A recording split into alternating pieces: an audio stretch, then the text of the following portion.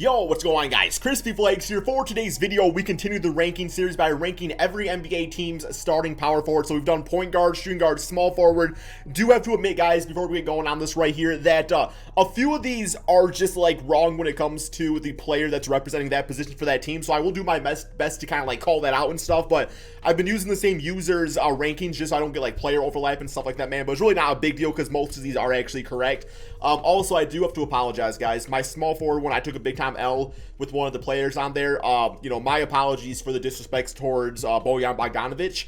I don't know what it was. I don't know what was going on with my mind when I was talking about him because I was just completely off base about everything that he's done for the Utah Jazz. So I do apologize for that, man. But yes, also, if you guys don't mind leaving a like on this video, just remember this is like my opinion and things like that. So there will be a lot of trolls, a lot of angry comments and stuff, but it's just my opinion, man. So please show that support by dropping that like and, of course, subscribing if you're new to the channel. And let's go ahead and get going on this, starting with Aaron Gordon. So Aaron Gordon, I have been liking him on the Denver Nuggets. He just seems to play nicely off Jokic. I do like him more as kind of like this role-playing type of power forward as opposed to like when he was on the Magic, people thought he wanted to be like the superstar player. Just never really came to be. I feel safe to say I'm going to put him probably in this top 20 range for right now, but maybe top 15 you might be able to argue, but we'll kind of see how this all goes along. Next up, we do have Anthony Davis, easily top 5. And I guess I should probably explain the tiers again for everybody, man, that if you're in a certain tier, that's not in order. So top 5 just simply means you are a top 5 power forward. Now, you can decide what that order is, but I just think it takes away from the basketball discussion deciding like who's number 6 and who's number 7. So yeah, top 5, top 10, all that stuff. The tier, it's not in order. It's just the tier that you're actually in, if that makes sense. If not, you can watch my other 3 videos so far, and I have a better explanation over there too. So yes. Okay, next up we have Chuma Okiki. Love his name. Don't know if I love him as a basketball player. No, I think he'll get there in time, man. Like, I do think he'll be a solid scorer. I think a lot of this, too, is, like, assuming, because I know, like, I like Jonathan Isaac, who was really ranked, but I know he's been having, like, injury issues forever now. So, yeah, Chuma, top 30, pretty easy. Next up, we have Dario Saric. So, this is one of the examples right here where I think it's wrong, because Dario Saric, for one, has a torn ACL. So, we're just going to assume this is Phoenix Suns power forward. Have that be Jay Crowder, Cam Johnson, or Dario Saric who plays the position. So I think for now, I'm probably going to say top 25. I really like Cam Johnson a lot, but I don't think he's going to be starting next year. So it's probably going to be more likely like Jay Crowder. So probably there for right now. I'm fine with that. Next up, we have Darius Baisley. So Darius Baisley, I do like his game a lot. I do think he's going to have a big jump next NBA season for the OKC Thunder, as it can be more part of the rotation and stuff like that. Let's go ahead and put Darius Baisley. I'm not saying he's like the worst, but I probably have him like in that top 30 range, like maybe like the higher tier of it. That probably feels about right. Next up, we have Domantas Sabonis. So Sabonis, obviously an all-star power forward for the Indiana Pacers. Just a guy that's always consistent with his game. Very heavy skill set and everything. I think Sabonis is a top 10 power forward in the NBA. I do. Okay, so next up, we get to Draymond Green. Draymond Green's an interesting character because he's, Draymond is the definition of glue guy when it comes to an NBA championship caliber team. He just is. Where you are not going to ask him to be like the go-to option because that's just not going to work. But when you have that championship team around him and those guys, his style of play gets accelerated times a billion, man. Like literally times a billion, right, man? So I feel like for next season, based on what we know about Draymond Green, he's going to be playing the defense, making plays for others. I think for now, I probably got to have him still as a top 10. I think so. And that's just for his all-around game. But that one's going to be interesting because there's going to be cases where, we're going to be looking at guys, this will be like, well, this guy scores more. It's like, well, there's so much more to the game of basketball. Draymond Green definitely excels. Next up, we have Giannis, top 5, number 1, honestly. So, yeah, top 5 for him. Next up, we have Jaren Jackson Jr., huge Jaren Jackson fan. I love his style of play. I would prefer for him probably to learn to play the center position a bit more. I do feel like that's kind of where he could really excel as an NBA player. But the power forward spot's fine. Nearly 7-footer that can block shots, knock down some threes. Has had maybe some issues staying healthy and everything so far. But I would say for now, Jaren Jackson probably in that top 15 range. That feels like a good spot for him. Next up, we do have, I believe this is Jared Vanderbilt for the Minnesota Timberwolves. Yeah, top 30. Not much more to say about that. All right, next up we have Jeremy Grant, who was definitely in the running for most improved player last season. Obviously did not win it, but he was in the running for it, man. 20-point per game score, played some good defense with the Detroit Pistons, and really took on that challenge of being a go-to scoring option for his team. I think for now, Jeremy Grant, probably a top 15 small forward in the NBA. I don't think that's being biased. He was the leading scorer and everything. So, yeah, I think that's completely fine, man. Like, I got to explain something about being biased, okay? Like, you don't want to also not rank a guy properly for the sake of not appearing to be biased. Like, I legitimately think he's top 15. If he was on your favorite team doing that, I probably would have said the same thing. I would have said the same thing. Okay, next up we have John Collins. Roughly at 18 to 20 point per game scorer. Can grab you double-digit rebound. He can run the court nicely, knock down the three. Maybe not the greatest defender, but he plays the 4 spot, not the center. I like him at the 4. I would probably say John Collins, top 10 power forward for right now. Top 10 power forward. Okay, next up we do have Julius Randle. So Julius Randle was the most improved player. Absolutely fantastic for the New York Knicks. I would say going into next season, looking at the rest of this list here and everything, oh man, this one's tough. This one's tough. Okay, so I'm going to have him in top 10, but consider him like 6, probably number 6 on that list for me. Because the you guys are going to see real quick. Wait. Oh, wait, no. I can have him top 5. Okay, I can have him top 5. So, okay, there's still more. There's still, no, I don't know. This one's going to get difficult. Okay, because obviously Kevin Durant top 5. And, yeah. There's a few on here where I'm just like considering, because there's one top 5 spot. Let me just tell you guys real quick here. It's between Zion, Pascal, and Julius. Right? Julius is already there. No, I guess I can have Zion right there. And now you're discussing between Julius and Pascal. So I guess Pascal had a little bit of a not so great. I mean, he had a little bit of a fall off last season. I still think he was pretty damn good, but people will argue with me against that one. So yeah. Okay, I think that's probably good for right now. That might switch around a little bit. Next up, we have Kevin Love. Kevin Love, I still think is a decent basketball player. I think he's suffering from Blake Griffin syndrome, where he just doesn't care about the Cavaliers anymore. I still think he probably could realistically be a top 15, 20 talent. Probably in the top 20 range. He's better than what he's showing, guys. Just keep that in mind. He's better than what he's showing.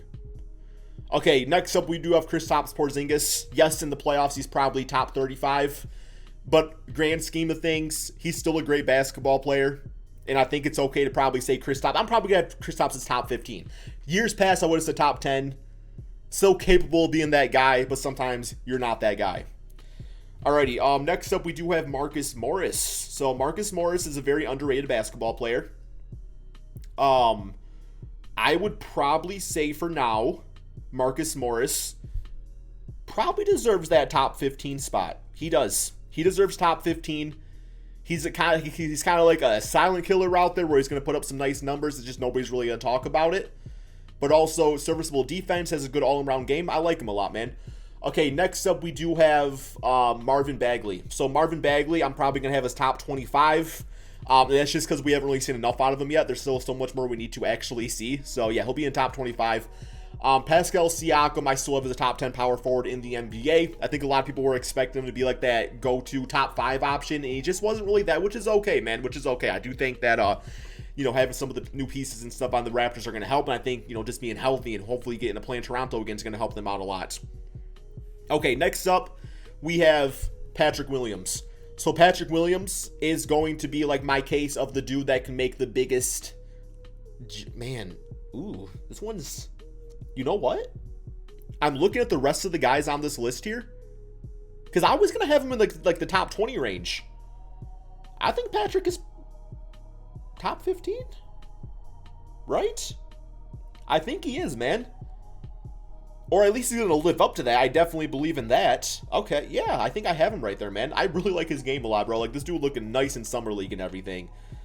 Okay, yeah. I think I am going to admit on this one, maybe a little bit of forward thinking when Patrick Williams. Maybe a little bit of forward thinking. We'll see, though. Next up, we have PJ Tucker. Okay, like, I recognize PJ Tucker can be like a valuable asset to a championship team, obviously. But I think for now, I'd probably have him as like that, higher tier top 30. It's PJ Tucker. What he does, he knows his role, can shoot some corner threes, but, there's other dudes you'd rather probably have than him, right? I would probably say so. Next up, we have PJ Washington. Pretty big PJ Washington fan. Plays really good defense. Athletic player. Can knock down the shot. I probably personally have PJ in my top 20. I do. I think he's good. We got Robert Covington. Covington seems to have fallen off really as of late. I think he's definitely more of a role player type of guy now. Probably have him in the top 25 range. Just kind of is who he is. So, yeah. Okay, next up we have Royce O'Neil. Royce O'Neil, another one of those like Draymond Green type of dudes. Just works hard out there. Marcus Smart, brings the hustle and everything. Skill set wise, is not going to show up on the stat sheet, but I probably have him in the top 25 range for now, man. Probably in the top 25 range. Okay, next up we have Rui Hachimira. I think he's a very underrated player. I think he's really going to hopefully have a nice breakout season, even more so for the Washington Wizards, maybe being more focused point in the offense and everything while Russell being there. Obviously, though, sharing minutes with guys like Kyle Kuzma and Denny Avila could take away from his stats. But I think it's safe to say probably top 20 right now for Rui. Next up, we do have Thaddeus Young. So Thaddeus Young, man, I don't know what to expect from Thaddeus, man, because he's 35, 36 now. He's on the Spurs. I don't think he's going to be a big part of the team. I really don't. I recognize how good Thaddeus was when he was on the Bulls and stuff, but I just don't feel like we're going to get that anymore from Thaddeus. I just don't. I feel like the decline is going to come harshly. It's going to come harshly, and it's going to come this season, man. Unless he gets bought out and goes to a different team, maybe he gets a bigger role. I would have loved him on a team like the Miami Heat. To be honest, I just don't feel like the stats and numbers are going to be there, and I think that the Spurs are going to go heavy into the rebuild, and he might not play a lot, man. So I'm sorry, man. Yeah, sorry. I apologize. All right, next up we got Tobias Harris. He's a top 10 power forward in my opinion. All the scoring and everything that he can do. Puts up good regular season numbers. Maybe doesn't always step up as much as he should in the playoffs. But, yeah, if you're making the argument where you should have Jeremy Grant or Kristaps Porzingis over Tobias Harris, Jeremy wasn't in the playoffs, obviously, and then Kristaps also has the same issue as Tobias. Maybe doesn't always show up in the playoffs enough, right, man? So I think that's okay to say. And then we get down to these last two right here. So let's pretend this is Deshaun Tate, I guess, because I assume that's probably going to start at the 4. That's who did last season. So Deshaun Tate, to me, would be a top 25 guy. And I don't think this is going to be the case. I do know Robert Williams is going to be the center in the center video. So I'm just going to toss this out here and say, let's pretend this is Al Horford. So Al Horford, getting up there in age and everything himself. So maybe not the player he once was, but I'll say top 20 for that. So yeah, man, this is Al Horford. This is Deshaun Tate. So overall, is there any big time changes I would make?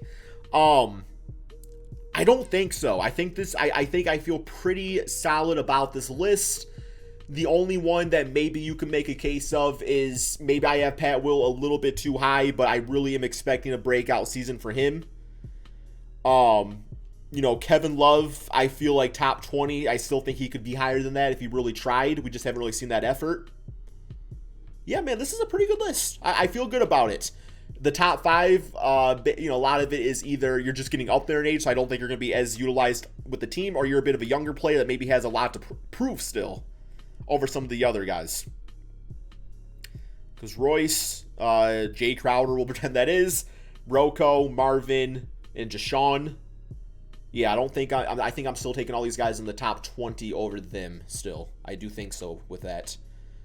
Yeah, man, you guys let me know in the comment section what you all think about this list. Is it pretty good? What would you change up? Did I overrate anybody? Did I underrate anybody? I think the top 10 is nearly perfect. Maybe there's an argument to have with who gets that 5th spot between, Julius, Sabonis, and Pascal. You can probably have that argument there. But overall, man, I think it's pretty good. That's all we got for this video. Thank you all so much for watching, and peace out, my friends.